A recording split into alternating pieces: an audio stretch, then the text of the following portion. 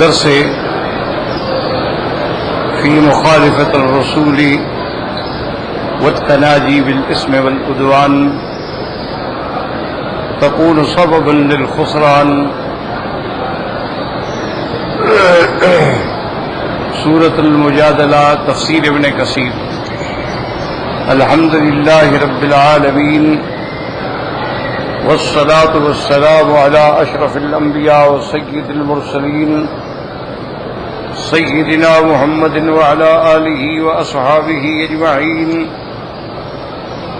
اللهم صل على سيدنا محمد وعلى آل سيدنا محمد كما صليت على إبراهيم وعلى آل إبراهيم في العالمين إنك حميد مجيد. قال الله تبارك وتعالى في كلامه المجيد: أعوذ بالله من الشيطان الرجيم. بسم الله الرحمن الرحيم. إن الذين يحادون الله ورسوله كبتوا كما كبت الذين من قبلهم وقد أنزلنا آيات بينات وللكافرين عذاب مهين. يوم يبعثهم الله جميعا فينبئهم بما عملوا أحصاه الله ونسوه والله على كل شيء شهيد.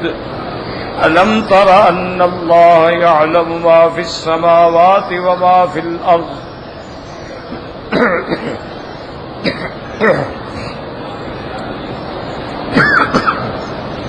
ما يكون من نجوى ثلاثة إلا هو رابعهم ولا خمسة إلا هو سادسهم ولا أدنى من ذلك ولا أكثر إلا هو معهم أينما كانوا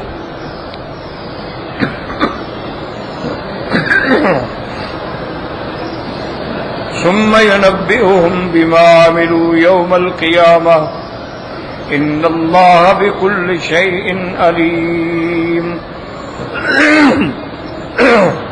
قال المؤلف والمفسر رحمه الله تعالى: أدام النفع بعلومه وعلومكم في الدارين آمين. إلى أن قال: يخبر تعالى عمن شاق الله ورسوله وآندوا شرعه.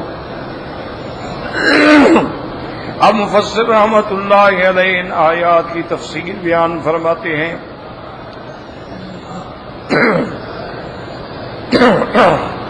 کہ ان آیات میں اللہ نے خبر دی ہے ان لوگوں سے جو اللہ کے رسول کی مخالفت کرتے ہیں، اللہ کے رسول کے احکام سے عناد رکھتے ہیں.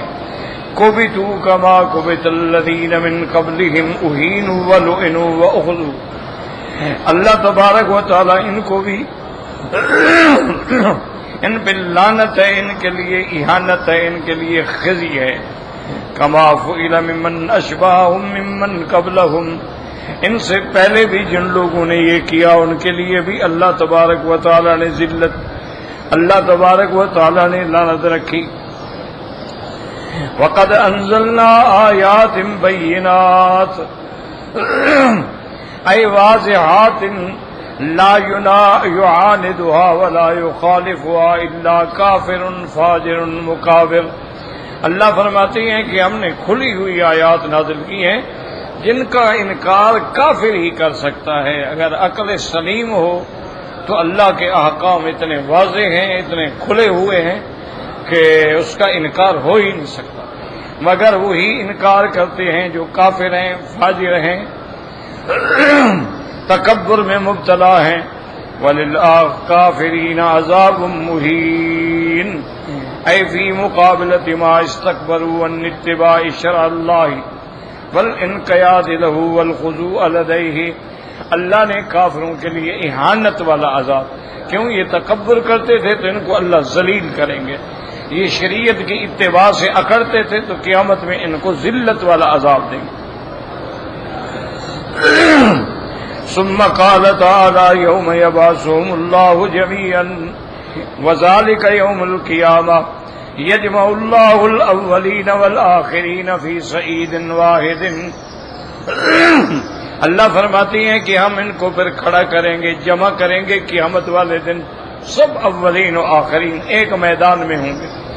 فَيُنَبِّئُهُم بِمَا عَمِلُوا فَيُخْبِرُهُم بِالَّذِي صَنَعُوا مِنْ خَيْرٍ، پھر ہم ان کو بتائیں گے کہ دنیا میں تم نے کیا کیا، اچھے کام کیے ہیں تب بھی بتائیں گے، برے کیے احصاہ اللہ ونسوہ اے ضبطہ اللہ وحفظہ علیہم وہم قد نسوا ما كانوا عملوا۔ اللہ تبارک و تعالی نے ان کے ہر عمل کو لکھ لیا ہے، محفوظ رکھا ہے، حالانکہ یہ بھول چکے ہیں لیکن اللہ بھولنے سے بھی پاک ہیں، اس کے باوجود بھی اللہ نے اپنے نظام کے مطابق سب کا نامہ اعمال جو ہے وہ محفوظ کر دیا۔ واللہ علی کل شیء شہید اے لا یغیب عنہ شیء ولا یخفی ولا ینسی شیئا، اللہ تبارک و تعالی ہر چیز پہ شہید۔ شہید کیا مانا؟ یعنی اس سے کوئی چیز غائب نہیں اور کوئی چیز چھپی نہیں اور نہ وہ کوئی چیز بھولتا ہے، اللہ بھولنے سے بھی پاک ہیں۔ ثم قال تعالی مخبرا عن احاطۃ علمہ بخلقہ وَإِطَّلَائِهِ عَلَيْهِمْ وَسِمَاعِهِ كَلَامَهُمْ وَرُؤْيَتِهِ مَكَانَهُمْ حَيْثُ كَانُوا وَأَيْنَ كَانُوا۔ اب اللہ پاک خبر دے رہے ہیں کہ ہر چیز میرے علم کے اندر ہے، ہر چیز کی مجھے اطلاع ہے، ہر بات میں سنتا ہوں اور جہاں تم ہو جس حال میں ہو میں دیکھتا ہوں۔ أَلَمْ تَرَ أَنَّ اللَّهَ يَعْلَمُ مَا فِي السَّمَاوَاتِ وَمَا فِي الْأَرْضِ مَا يَكُونُ مِن نَجْوَى ثَلَاثَةٍ أَيْ مِن سِرِّ ثَلَاثَةٍ إِلَّا هُوَ رَابِعُهُمْ وَلَا خَمْسَةٍ إِلَّا هُوَ سَادِسُهُمْ وَلَا أَدْنَىٰ مِن ذَلِكَ وَلَا أَكْثَرَ إِلَّا هُوَ مَعَهُمْ أَيْنَمَا كَانُوا أَيْ مُطَّلِعٌ عَلَيْهِمْ، اللہ سب پہ مطلع ہے۔ يَسْمَعُ كَلَامَهُمْ، اللہ ان کی بات سنتے ہیں، وَسِرَّهُمْ وَنَجْوَاهُمْ، وہ جو چھپاتے ہیں وہ جانتے ہیں، جو سرگوشی کرتے ہیں وہ جانتے ہیں۔ وَرُسُلُهُ أَيْضًا مَعَ ذَلِكَ تَكْتُبُ مَا يَتَنَاجَوْنَ بِهِ مَعَ عِلْمِ اللَّهِ بِهِ وَسَمْعِهِ لَهُ، حالانکہ اللہ جانتے ہیں سنتے ہیں لیکن اللہ کے فرشتے پھر بھی لکھ رہے ہیں کہ اللہ کا حکم ہے کہ ہر چیز لکھو۔ أَلَمْ يَعْلَمُوا أَنَّ اللَّهَ يَعْلَمُ سِرَّهُمْ وَنَجْوَاهُمْ، کیا یہ نہیں جانتے؟ اللہ سب جانتے ہیں۔ وَأَنَّ اللَّهَ عَلَّامُ الْغُيُوبِ، اللہ تبارک و تعالی غیب کے جاننے والے ہیں۔ وَقَالَ تَعَالَىٰ أَمْ يَحْسَبُونَ أَنَّا لَا نَسْمَعُ سِرَّهُمْ وَنَجْوَاهُمْ، کیا یہ گمان کرتے ہیں کہ ہم ان کی باتیں نہیں سنتے؟ ہم سب جانتے ہیں۔ بَلَىٰ وَرُسُلُنَا لَدَيْهِمْ يَكْتُبُونَ مَا وَلَدَيْهِمْ يَكْتُبُونَ، بلکہ ہمارے فرشتے مقرر ہیں، جو کہہ رہے ہیں وہ لکھ رہے ہیں۔ وَلِهَٰذَا حَكَىٰ غَيْرُ وَاحِدٍ الْإِجْمَاعَ أَنَّ الْمُرَادَ بِهَٰذِهِ الْآيَةِ مَعِيَّةٌ علمية علمه تعالى ولا شك في إرادة ذلك ولكن سمعه أيضا مع علمه محيط بهم وبصره نافذ فيهم فهو سبحانه وتعالى مطلع على خلقه لا يغيب عنه من أمورهم شيئا۔ اب مفسر فرماتے ہیں کہ اس بات پہ اجماع ہے کہ اللہ کے ساتھ ہونے کا کیا معنی ہے، یعنی معیت علمی ہے کہ ہر چیز اللہ کے علم کے اندر ہے، اور اللہ تبارک و تعالی سننے والے بھی ہیں، ان کا علم جو ہے محیط ہے، اور اللہ دیکھنے والے بھی ہیں۔ اللہ تبارک و تعالی کی ذات جو ہے مطلع علی خلقہ، اپنی مخلوق کے ہر حال پہ مطلع ہیں۔ لا یغیب عنہ من امورہم شیء، مخلوق کا کوئی کام اللہ سے چھپا ہوا نہیں ہوتا۔ ثم قال تعالی ثم ينبئهم بما عملوا يوم القيامة ان اللہ بكل شيء علیم۔ اب قال الامام احمد افتتح الآیت بالعلم واختتمها بالعلم، اللہ نے فرمایا ثم ينبئهم بما عملوا يوم القيامة، پھر ہم قیامت میں ان کو بتلائیں گے کہ تم نے کیا کیا کیا ہے۔ اللہ تبارک و تعالی ہر چیز کے جاننے والے ہیں۔ امام احمد رحمۃ اللہ علیہ فرماتے ہیں اس آیت کی ابتدا بھی علم سے ہے اور انتہا بھی علم پہ ہے کہ الم تر ان اللہ یعلم، اور ختم کہا کیا ان اللہ بکل شیء علیم. تو آیت کے اول میں بھی علم ہے اور آیت کے آخر میں بھی علم ہے. فرمایا الم تر الی الذین نہوا عن النجوى ثم یعودون لما نہوا عنہ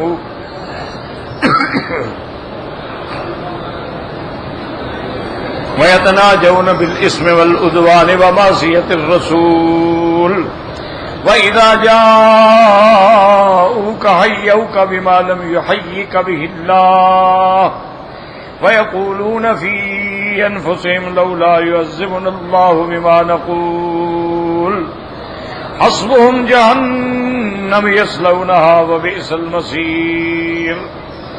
يا أيها الذين آمنوا إذا تناجيتم فلا تتناجوا بالإثم والعدوان ومعصية الرسول وتناجوا بالبر والتقوى واتقوا الله الذي إليه تحشرون. إنما النجوى من الشيطان ليحزن الذين آمنوا وليس بضارهم شيئا إلا بإذن الله وعلى الله فليتوكل المؤمنون. قال ابن أبي نجيح عن مجاهد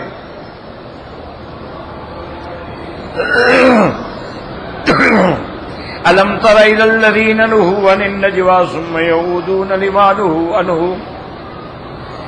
قال اليهود وقادا. قال مقاتل بن حيان وزاد كان بين النبي صلى الله عليه وسلم بين اليهود موادعة وكانوا إذا مر بهم الرجل من أصحاب النبي صلى الله عليه وسلم جلسوا يتناجون بينهم حتى يظن المؤمنون أنهم يتناجون بقتله أو بما يكره المؤمن فإذا رأى المؤمن ذلك خشيهم فترك طريقه عليهم فنهاهم النبي صلى الله عليه وسلم النجوى فلم ينتهوا وعادوا إلى النجوى. اب حضرت مجاہد مقاتل ابن حیان فرماتے ہیں کہ حضور صلی اللہ علیہ وسلم کے اور یہودیوں کے درمیان میں صلح تھی، لیکن یہودیوں کی ایک بری عادت تھی کہ جب کوئی صحابی گزرتا تو وہ آپس میں سرگوشیاں شروع کر دیتے. تو اب جو آدمی گزر رہا ہے اس کو دیکھتے ہیں، بات کرتے ہیں، دیکھتے ہیں، وہ سمجھتا بھی یہ تو میرے بارے میں کوئی بات کر رہے ہیں، یہ تو مجھے نقصان کے بارے میں کچھ سوچ رہے ہیں، تو اس کے دل کے اندر خوف پیدا ہوتا.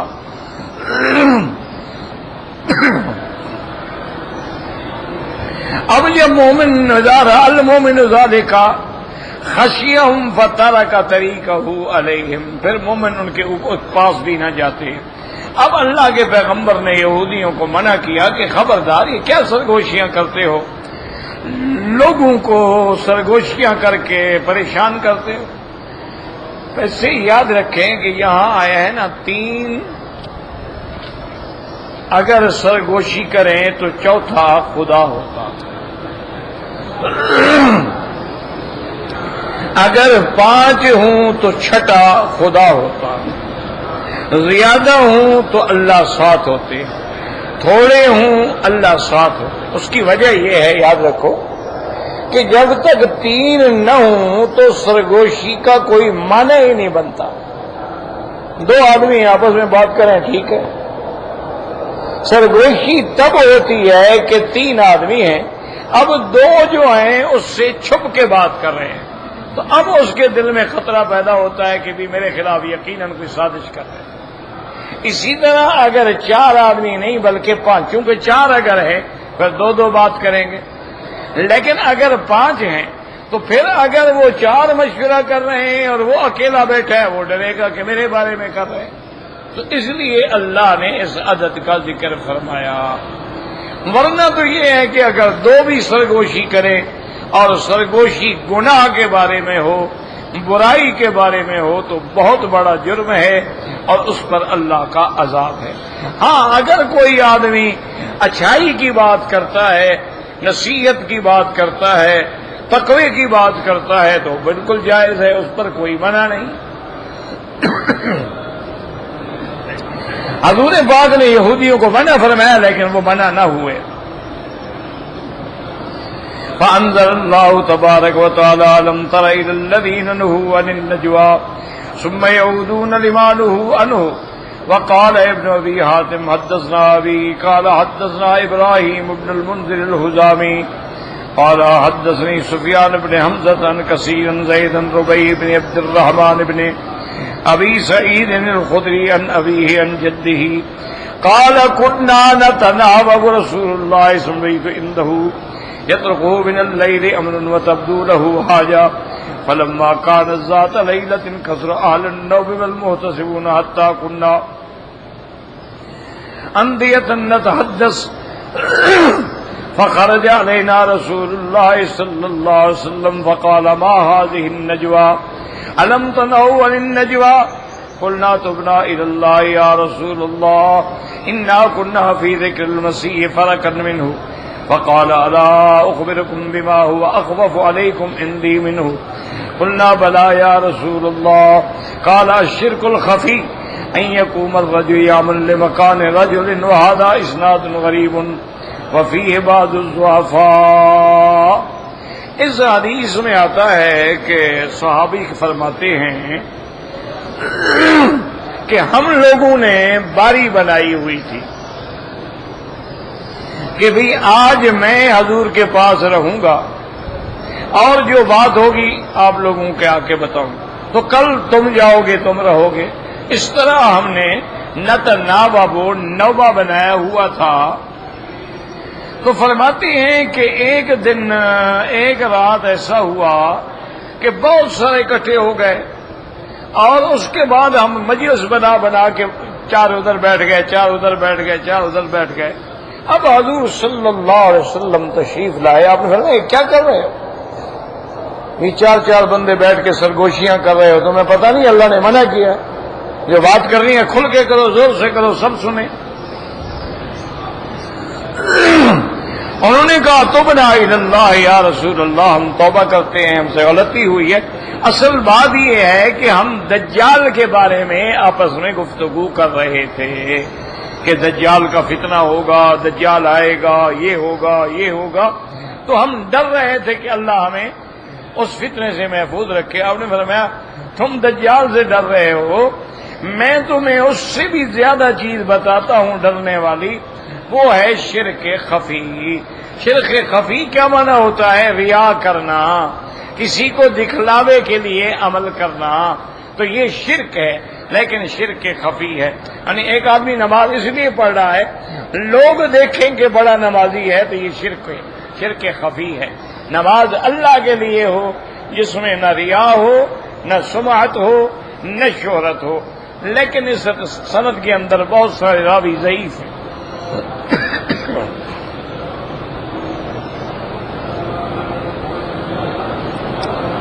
وقوله تبارك وتعالى ويتناجون بالإثم والعدوان ومعصية الرسول أي يتحدثون فيما بينهم بالإثم فهو ما يختص بهم گناہ کے بارے میں سوچنا والعدوان کسی کے ساتھ زیادتی کے بارے میں سوچنا ومنه معصية الرسول ومخالفته يسرون عليها ويتواصون بها اللہ کے پیغمبر کی مخالفت کرنی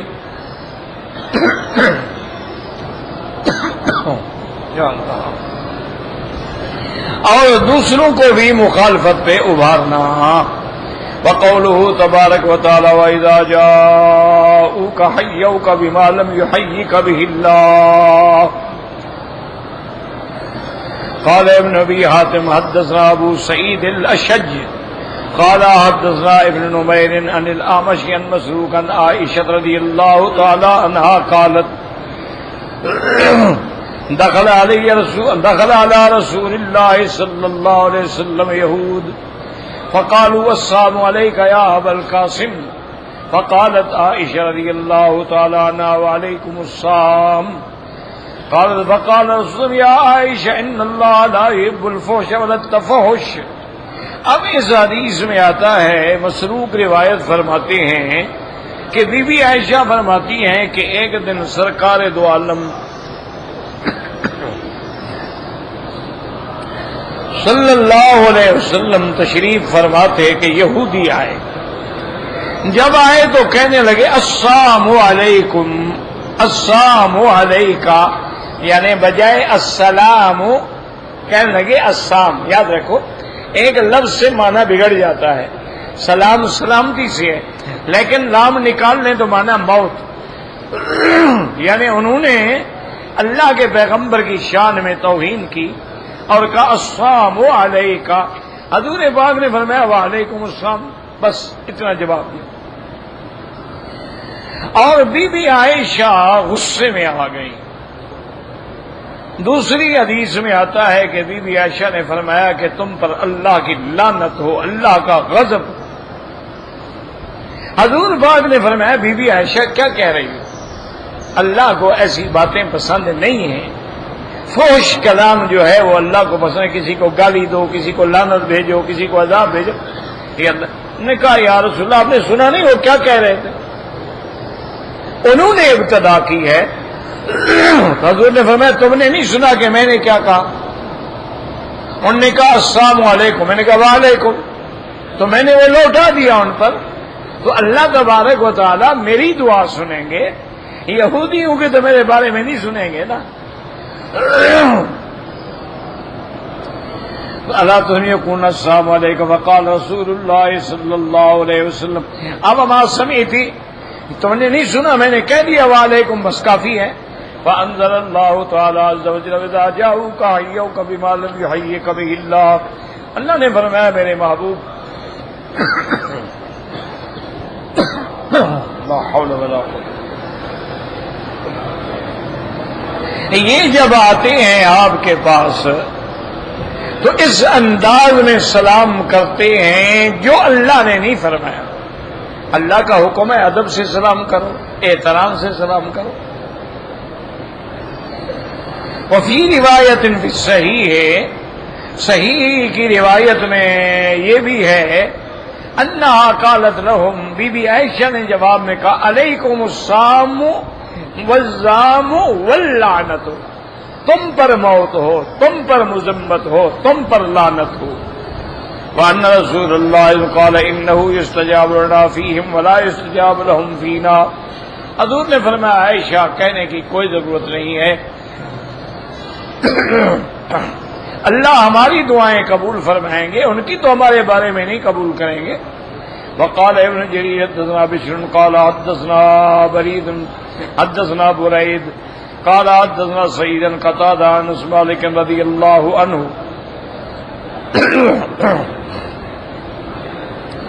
ان رسول اللہ صلی اللہ علیہ وسلم بینما هو جالس مع اصحابه اذ اتى عليهم يهودي، حضور بیٹھے تھے کہ یہودی آیا، فسلم علیہم وردوا علیہ وقال نبینا تدرون ما قال، حضور نے فرمایا صحابہ سے تم نے سمجھا کہ کیا کہا یہودی نے؟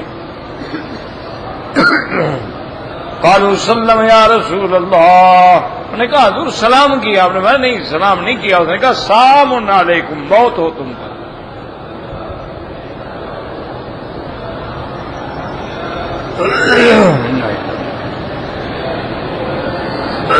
اے تسامون دینکم، یعنی تم اپنے دین سے نکل جاؤ۔ قال رسول اللہ صلی اللہ علیہ وسلم فردوه علیہ وقال نبی اللہ قلت سلام علیکم قال نعم وقال رسول اللہ اذا سلم علیکم احد من اہل الكتاب فقولوا علیکا، اے علیکا ما، حضور نے فرمایا جب کوئی یہودی آپ لوگوں کو سلام کرے آپ بس اتنا کہا کرو کہ وعلیکا، تم پر بھی جو تم نے کہا ہے وہ تم پر بھی۔ واصل حدیث حسن مخرج فی الصحیح وعدل حدیث فی الصحیح عن عائشہ بنحوہ وقوله تبارک وتعالی ویقولون فی انفسهم لولا يعذبنا الله بما نقول أي يفعلون هذا ويقولون ما يحرفون من الكلام وإيهام السلام وإنما هو شتم في الباطن وهذا يقولون في أنفسهم لو كان هذا نبيا لعذبنا الله بما نقول له في الباطن لأن الله يعلم ما نسره فلو كان هذا نبيا حقا لأوشك أن يؤاجر الله بالعقوبة في الدنيا وقال الله تعالى اب یہودی یہ بھی کہتے ہیں کہ بھئی ہم اللہ کے نبی کو نعوذ باللہ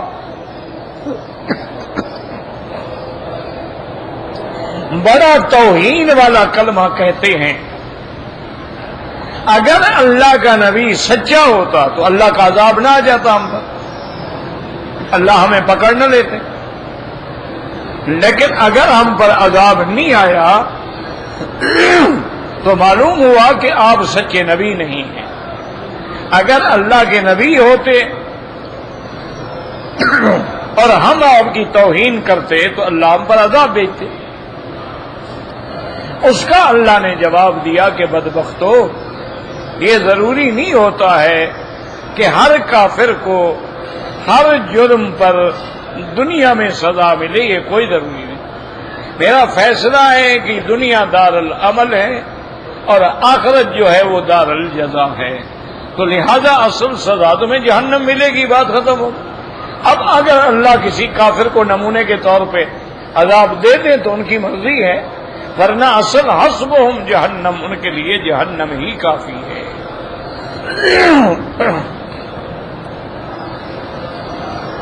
لا حول ولا قوة. اے جہنم کفایتہم فی الدار الآخرہ سونا وبئس, اسی میں جلیں گے اور بہت برا ٹھکانہ ہے. وقال الامام احمد حدثنا عبد الصمد قال حدثنا حماد بن طائف بن الصائب النبي عن عبد الله بن عمرو ان اليهود كانوا يقولون لرسول الله صلى الله عليه وسلم سلام عليك, ثم يقولون في انفسهم لولا يعذبنا الله بما نقول, فنزلت هذه الآية وإذا جاءوك حيوك بما لم يحيك به الله ويقولون في أنفسهم لولا يعذبنا الله بما نقول حسبهم جهنم يصلونها وبئس المصير. إسناد حسن ولم يخرجوه. وقال له في ابن عباس إذا جاءوك حيوك بما لم يحيك به الله, قال كان المنافقون يقولون لرسول الله صلى الله عليه وسلم حيوا سلام عليك, قال الله تعالى حسبهم جهنم يصلونها وبئس المصير. ثم قال الله تعالى مؤدبا عباده المؤمنين الا يكونوا مثل الكفرة والمنافق. اب اللہ مومنین کو ادب سکھاتے ہیں کہ تم وہ کام نہ کرنا جو منافق کرتے ہیں یا کافر کرتے ہیں. یا ایھا الذین آمنوا اذا تناجیتم فلا تتناجوا بالاسم والعدوان ومعصیۃ الرسول, اے کما یتناجى به الجہلة من کثرة اہل الکتاب وما لهم الا دلالتهم من المنافقین. ہرگز ایسا نہ کرنا جیسے کافر کرتے ہیں. وتناجوا بالبر والتقوى واتقوا الله الذي إليه تحشرون فيغفركم بجميع أعمالكم وأقوالكم التي قد أحصاها عليكم وسيجزيكم بها. اگر آپس میں باتیں کرو, بھلائی کی بات کرو, خیر کی بات کرو, محبت رسول کی بات کرو, معصیت اور گناہوں کی بات نہ کیا کرو. قال الامام احمد حدثنا بعض عفان قال اخبرنا امام من قتادة عن صفوان بن محرز قال كنت آخذا بيد ابن عمر رضي الله تعالى عنهما اذ أرده رجل فقال كيف سمعت رسول يقول في النجوى يوم القيامة, قال سمعت رسول الله يقول ان الله يدني المؤمن فإذا عليه كنفه ويستره من الناس يقرره بذنوبه ويقول أتعرف ذنب كذا أتعرف ذنب كذا أتعرف ذنب كذا حتى إذا قرره بذنوبه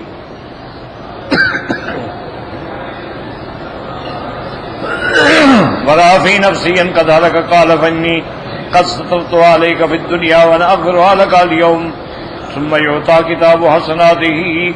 وأما الكفار فالمنافقون شهد هؤلاء الذين كذبوا على ربهم ألا لعنة الله على الظالمين. اخرجاه في الصحيحين.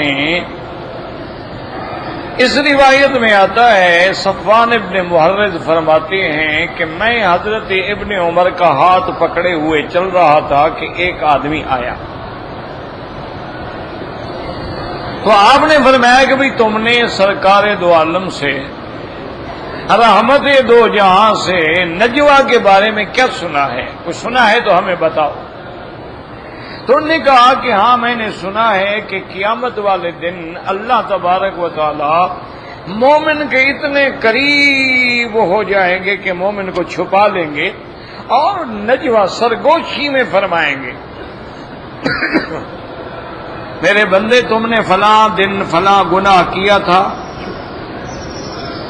فلاں دن فلاں گناہ کیا تھا، فلاں دن فلاں گناہ کیا تھا. اب بندہ ڈر گیا کہ میرے گناہ اتنے ہیں اور صحیح ہے، اللہ جو فرما رہے ہیں وہ صحیح فرما رہے، مانا ہے میں ہلاک ہو گیا.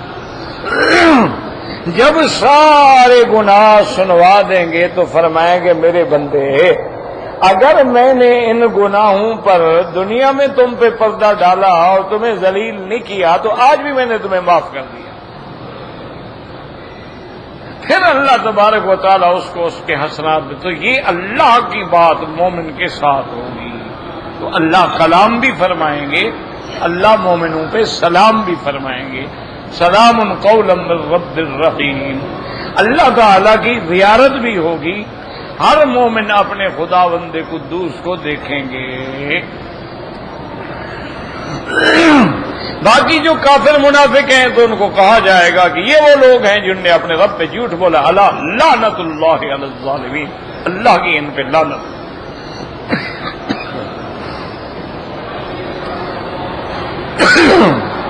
ثم قال تعالی انما النجوى من الشیطان ليحزن الذين آمنوا وليس بضارهم شيئا الا باذن الله وعلى الله فليتوكل المؤمنون. اي انما النجوى وهي المصارة حيث يتوهم مؤمن بها سوءا. اللہ نے فرمایا کہ ایمان والوں کو کہ تم ڈرو نہیں، یہ جو سرگوشیاں کرتے ہیں تمہیں ڈرانے کے لیے شیطان ان کو ابھارتا ہے. اور یاد رکھو شیطان تمہیں کوئی نقصان نہیں دے سکتا جب تک کہ اللہ نہ چاہے. من الشیطان ليحزن الذين آمنوا یعنی انما يصدر هذا من المتناجين ان تصویر الشیطان و شیطان ان کے لیے باتیں مزین کر.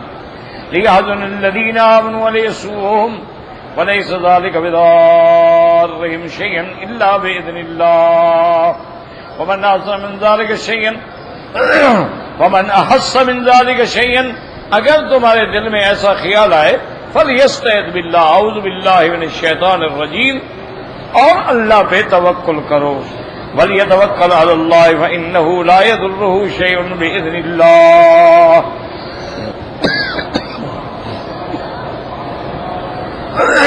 لا حول ولا قوة.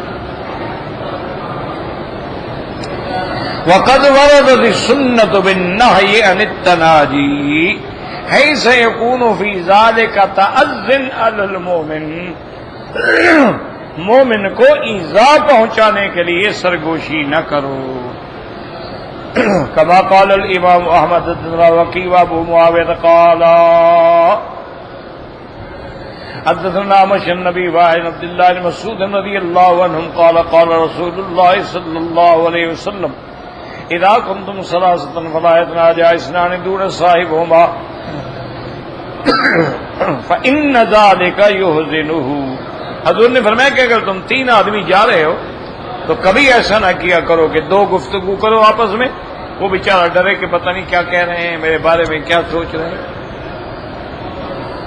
وقال عبد الرزاق اخبرنا معمر بن ایوب النافع عن ابن عمر رضی اللہ تعالی عنہما قال قال رسول اللہ اذا كنتم ثلاثة فلا يتناجى اثنان دون الثالث الا باذنه فإن ذلك يحزن. اگر تین آدمی ہو تو دو سرگوشی نہ کیا کرو، یا اس کو کہہ دیا کرو کہ بھی ہم نے کوئی بات کرنی ہے، اجازت ہے، تاکہ اس کے دل میں کوئی خوف پیدا نہ ہو. انفرد الاخراج مسلم النبی ربی وابی کامل کلاہما عن عمار بن زید بن ایوب ابیہ واللہ اعلم.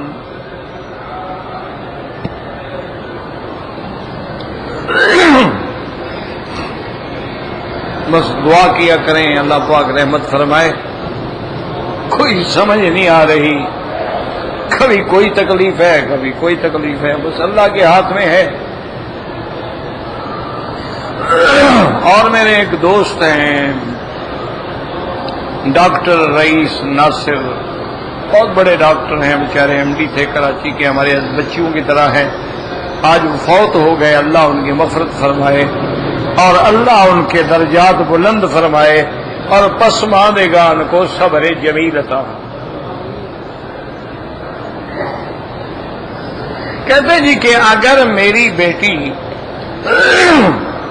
غریب ہے، شادی شدہ ہے، تو کیا باپ اپنی بیٹی کو زکوٰۃ دے سکتا ہے؟ بالکل نہیں۔ یاد رکھو، بیٹی باپ کو زکوٰۃ نہیں دے سکتی، باپ بیٹی، بیٹے، بیٹوں کے بیٹے، اسی طرح دادا، پردادا، کھردادا زکوٰۃ نہیں دے سکتے۔ زکوٰۃ بہنوں کو، زکوٰۃ بھائیوں کو، پھپھی، خالہ، ان کو دی جا سکتی ہے، لیکن اولاد کو یا اولاد ماں باپ کو زکوٰۃ دے یہ جائز نہیں۔ کیوں؟ اس کی وجہ ہے، یاد رکھو، وجہ یہ ہے کہ اگر ماں باپ غریب ہے اور اولاد امیر ہے تو اولاد کے تو ذمے ہے کہ ماں باپ کا خرچہ اٹھائے، وہ ان کا خرچہ، ان کا نفقہ، ان کا سارا کو جو ہے مال انت و مالو کا لے ابھی کا، کہ تم بھی اور تمہارا مال جو ہے تمہارے باپ کا ہے، تو اس کو زکوٰۃ دینے کا کیا معنی؟ وہ تو تیرے سارے مال کا مالک ہے۔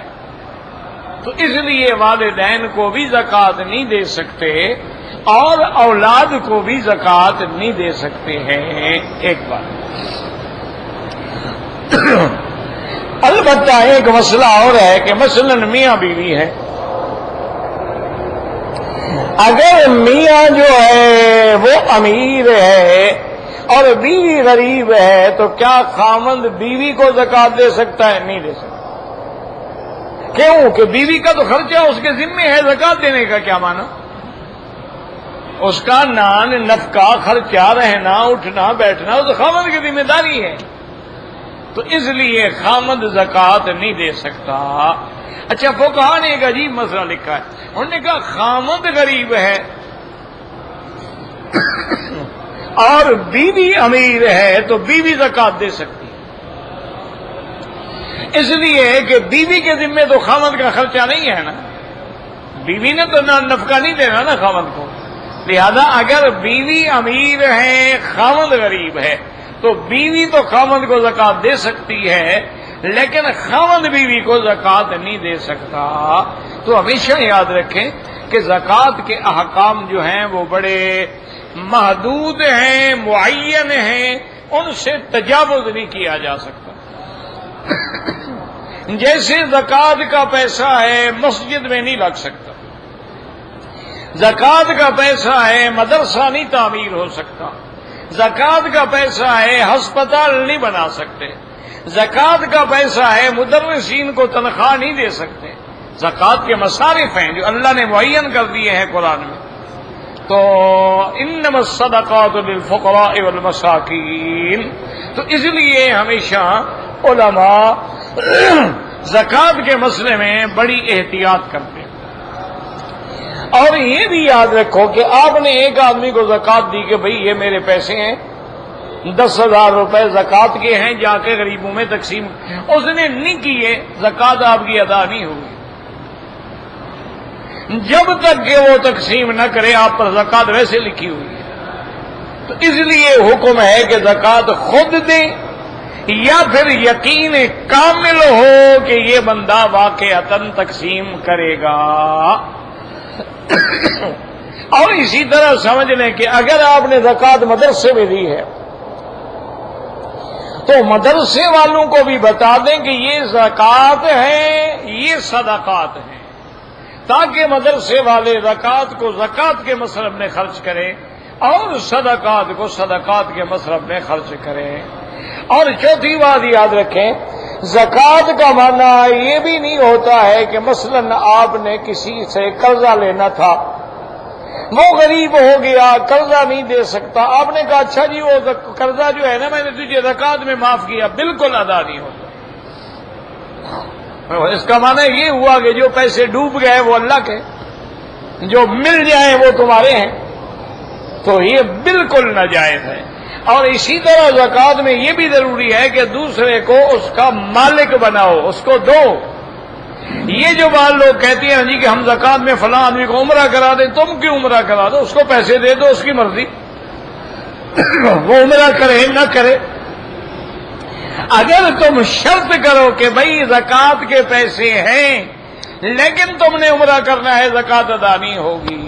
یاد رکھیں، تو زکوٰۃ کے موٹے موٹے مسئلے یاد رکھا کریں، کیونکہ باریک مسائل جو ہیں وہ تو علماء کا کام ہے نا، لیکن جو موٹی موٹی باتیں ہیں آدمی وہ یاد رکھ لے۔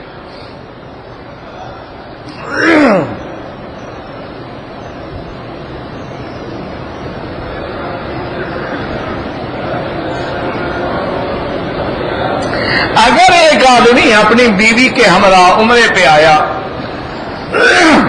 دونوں میاں بیوی نے طواف بھی کر لیا، صفا مروہ دوڑ لیا، احرام نہیں اتارا، بال نہیں کٹوائے، اور انہوں نے جماع کر لیا، ماشاءاللہ ماشاءاللہ بڑا اچھا کام کر لیا جی انہوں نے، بہرحال دم پڑ گیا، ایک بکری وہ ادا کرے ایک تم ادا کرو، اور بال بھی منڈواؤ، جب تک بال نہ کٹاؤ تم احرام میں ہو۔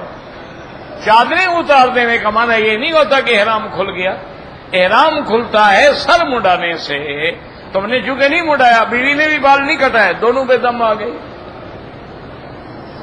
دم لازم ہے، دو دم لازم ہے، سب کے نزدیک لازم ہے، کوئی اس میں کسی امام کے نزدیک رعایت نہیں ہے۔ اب یہ مسئلے ڈھونڈتے ہیں نا یار، کسی امام کے پاس شاید کوئی رعایت مل جائے نہ۔ اگر تم ایک مثال ہے ٹھنڈے دل سے، کتنی دیر لگ جاتی تمہیں بال کٹوانے میں، اتنا تم مجبور تھے کہ تم نے کہا پہلے جماع کر لیں بعد میں دیکھا جائے گا۔ کوئی عقل ہے؟ پتہ نہیں کیسے مسلمان ہیں، عمرے پہ آئے ہیں اور دل میں وہی شہوت کھڑی ہوئی ہے۔ یاد رکھو، اگر آدمی دل کے اندر گناہ کی لذت لے رہا ہے تو وہ بھی گناہ گار ہے۔ ہمیشہ یاد رکھ، یعنی تصور کر رہا ہے کہ یار عورت ہوتی ایسا ہوتا ایسا ہوتا، میں یہ کرتا میں وہ کرتا، تو بالکل اللہ تو جانتے ہیں نا کیا تمہارے دل میں ہے۔ تو بہرحال کسی امام کے نزدیک حضرت رعایت نہیں ہے، سب کے نزدیک تم پر دم ہے، بیوی پر بھی خاوند پر بھی۔ ہاں اگر خاوند نے جبر کیا ہے، بیوی نہیں مانتی تھی تو پھر بیوی دم سے بچ جائے گی، لیکن تم تو دونوں راضی تھے ماشاءاللہ، جبر شبر تو کوئی نہیں۔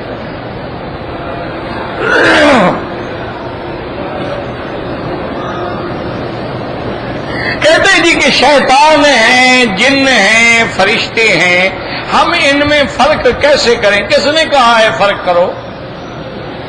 تمہارا ان کے ساتھ اٹھنا بیٹھنا ہے، کھانا پینا ہے، رشتہ برادری ہے، جب ہمارا ان سے واسطہ نہیں، ہم کون ہیں فرق کرنے والے؟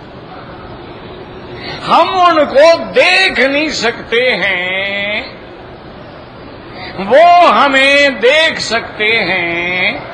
باقی اچھی بات یہ ہے ہر بندے کے ساتھ شیطان بھی ہے اور فرشتہ بھی ہے، جو دل میں نیک خیالات ڈالے وہ فرشتہ ہے اور جو برے خیالات ڈالے وہ شیطان۔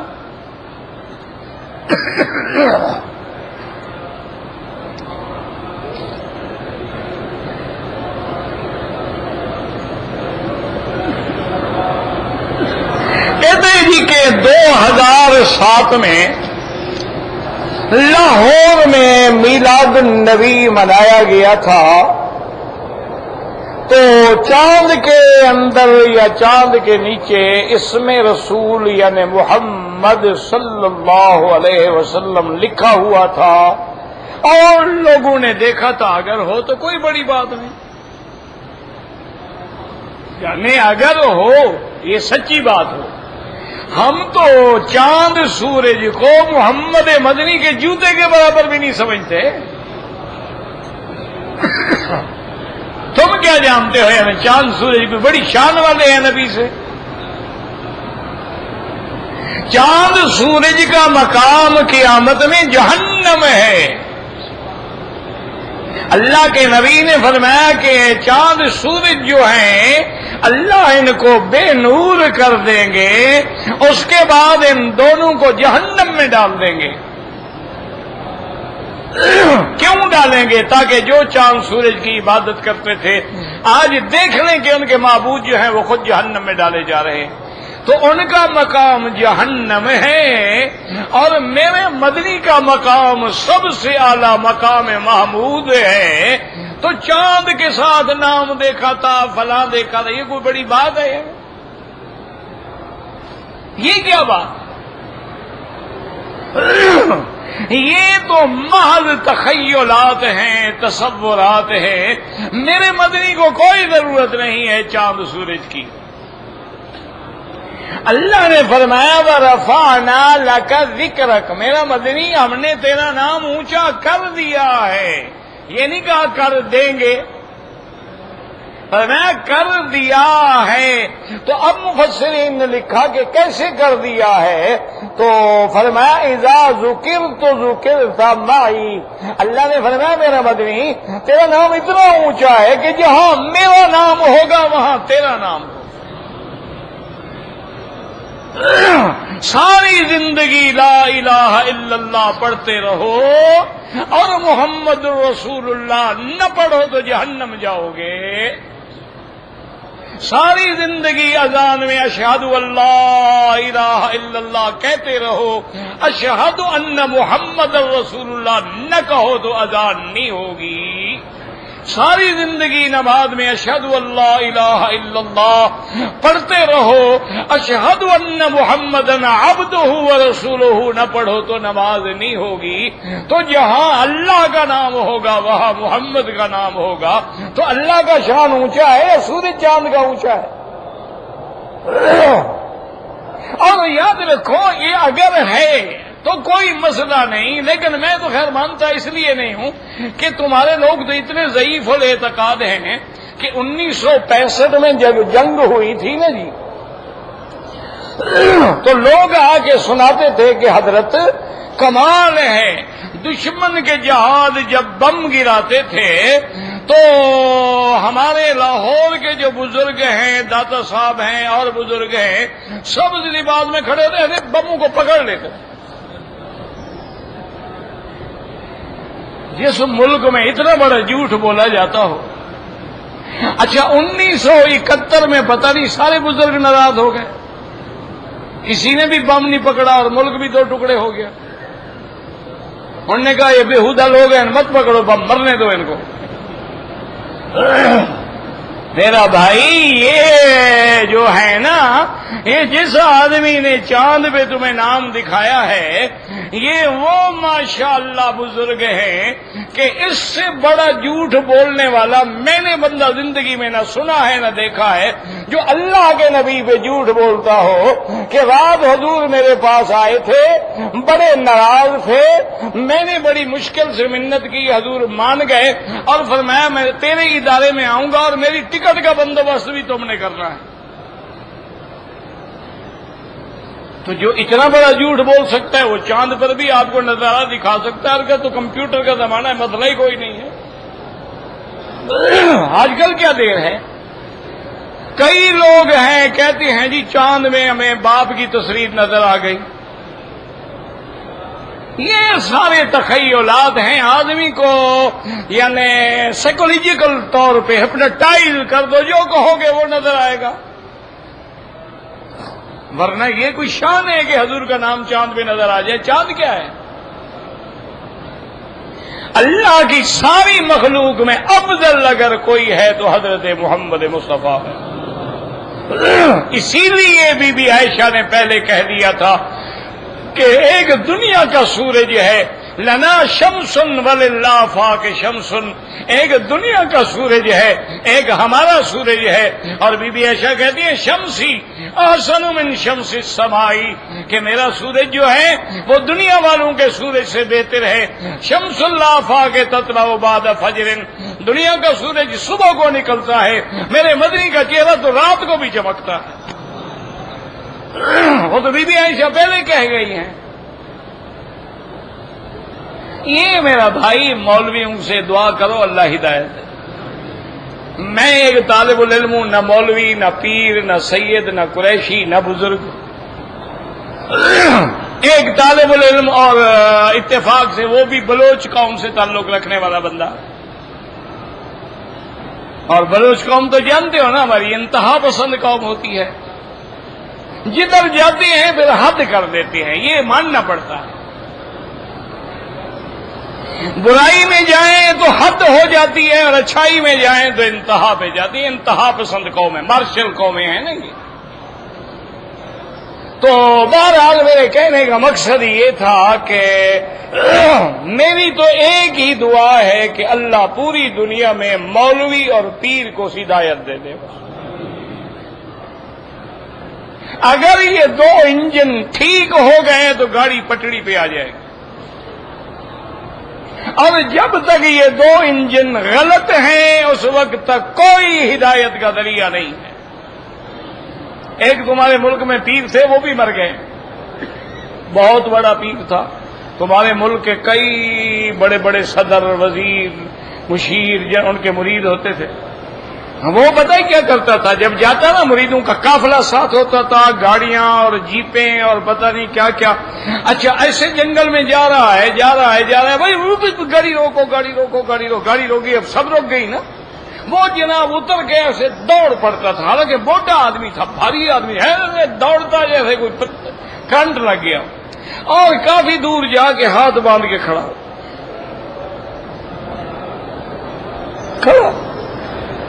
آدھا پونا گھنٹہ ہو گیا، ادھر کی ٹریفک رک گئی، ادھر کی ٹریفک، گاڑیاں راستے میں کھڑی ہیں، وہ جناب سب اتر کے دیکھ رہے ہیں، پیر صاحب کھڑے۔ تھوڑی دیر گزر گئی، جب آئے تو کہنے کہ حضور پاک جا رہے تھے، میں پاؤں چومنے کے لیے گیا تھا۔ ہمارے ملک میں تو ایسے پیر ہیں تو ایک تھوڑا ہے، ہمارے ہاں تو بڑی بڑی بلائیں پڑی ہیں ماشاءاللہ۔ دعا کرو، بہرحال ہم تو دعا کرتے ہیں کہ اللہ جو فوت ہو گئے ان کو بخش دے، اور جو زندہ ہیں ان سے وہ ہدایت عطا فرمائے، اور ان سے دین کا کام لے، وہ لوگوں کو گمراہ نہ کریں، لوگوں کو ہدایت پہ لے آئیں۔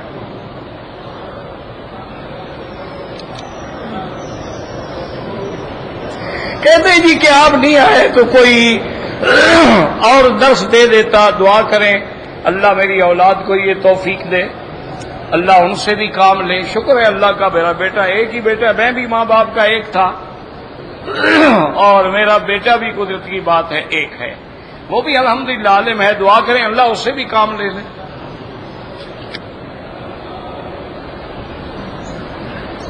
ایک آدمی کہتی ہیں کہ میں جس کو دم کر دیتا ہوں اللہ ٹھیک کر دیتے، ٹھیک بات، کوئی بات تو یہ تو نہیں کہتے نا میں ٹھیک کر دیتا، وہ کہتے ہیں اللہ ٹھیک کر دیتا، ٹھیک بات۔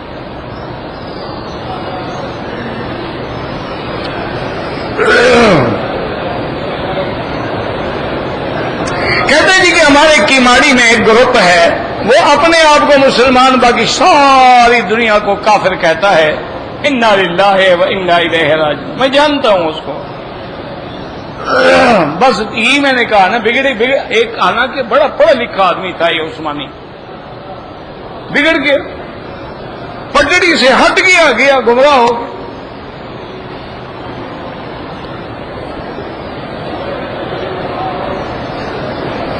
نماز جنازہ کا جب اعلان ہو جاتا ہے تو کیا جنازہ پڑھنا ضروری ہے؟ فرض کفایہ ہے، اگر دو آدمی بھی پڑھ لیں تو ہم سب پہ گناہ نہیں ہوگا، لیکن پڑھا کرو، ہم پڑھیں گے تو ہمارا بھی کوئی جنازہ پڑھے گا نا۔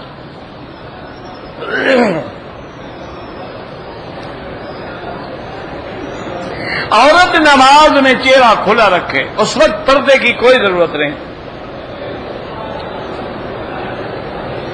اگر کسی پر رمضان میں بیوی سے جماع کیا کفارہ ہے، خاوند ادا کرے گا۔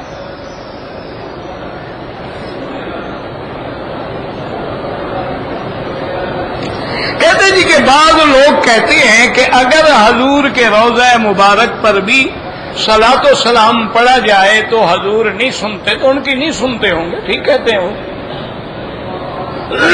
ہم مانتے ہیں انشاءاللہ ان کی بالکل نہیں سنتے۔ لیکن ہمیں حضور کی حدیث پہ یقین ہے، فرمایا جو سلام کہتا ہے میں سنتا ہوں۔ باقی آپ اس جھگڑے میں کیوں پڑے ہوئے ہیں؟ کیوں اپنی عاقبت خراب کر رہے ہیں؟ نہ ہم سے پوچھا جائے گا، نہ قبر میں، نہ حشر میں۔ ایسے مسائل میں الجھ کے کیوں حضور کی امت کو لڑا رہے ہیں؟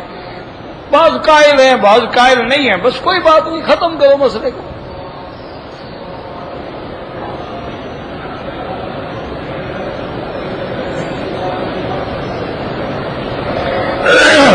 ایک لڑکی سے شادی کرنا چاہتا ہوں، میرے والدین، لڑکی کے والدین جو ہیں وہ راضی نہیں ہیں، تو باقی کون راضی ہے؟ وہ ہمارا ایک شاگرد تھا، مجھ سے چھٹی لے کے گیا، کہنے لگا جی وہ میری شادی ہے تو مجھے اجازت دے۔ میں نے کہا جاؤ بھائی۔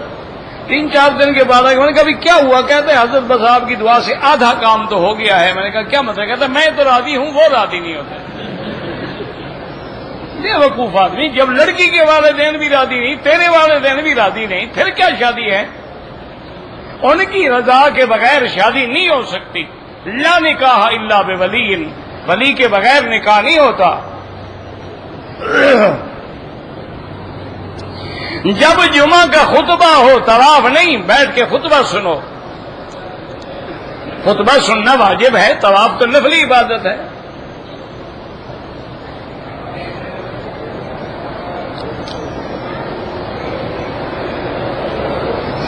امام بخاری پتہ نہیں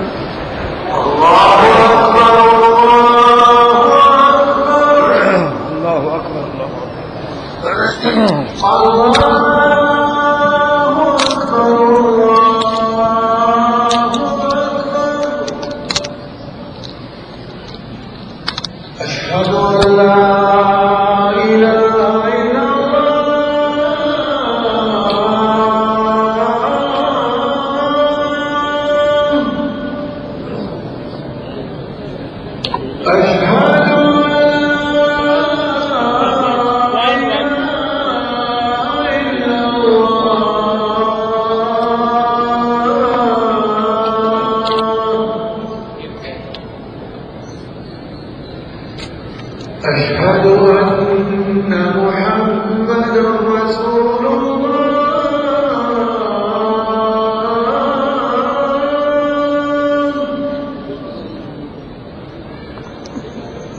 أشهد أن محمدا رسول الله